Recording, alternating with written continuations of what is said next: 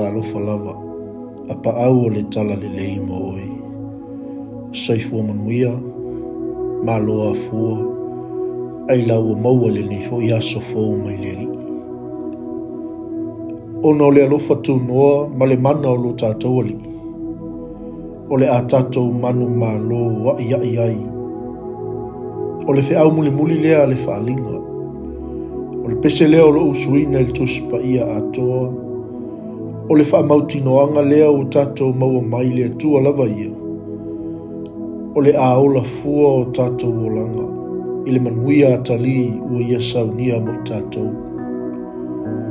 O ila tau e whaiwhai, whaatawemu, masasaina le nuku o le atua, o le a wha lia, ma o lana whanau pele, o lana aupa ia, o le malamalama ia, o le a maua le wha mauninga, ma le wha o la tanga mai lo tātou tama, wa alofa mai a i tātou. Fai mai le wha manatu al perfecta o Isaia mo tātou nei asu. Wawa o penga uma e whaia e tau ma oe e le manuia ia.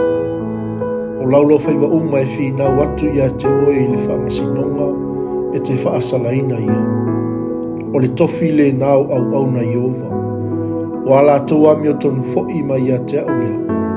O feta lai mai ia Iova. Lea tu wai.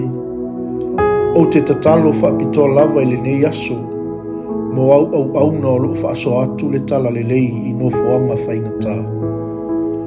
O nisi tangata u whaafale pui puina, o nisi o loo whea ngai masawanga, o isi o loo whea ngai ma le whaa esea, o nisi e whea ngai ma le tawhana ino i la tau wa o fola fola o lo tala le lei. Wha mole mole lo mātou atua.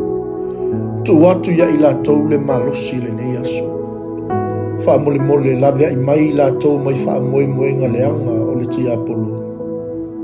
Ma ia pui puia ila tau i lau a au malosi. Ma lavea i ila tau. E pei o tanielu. Mai le nguto le leona i lau mamalu. I lau swafa Yesu ala tuaila mātou tatalo. Amene.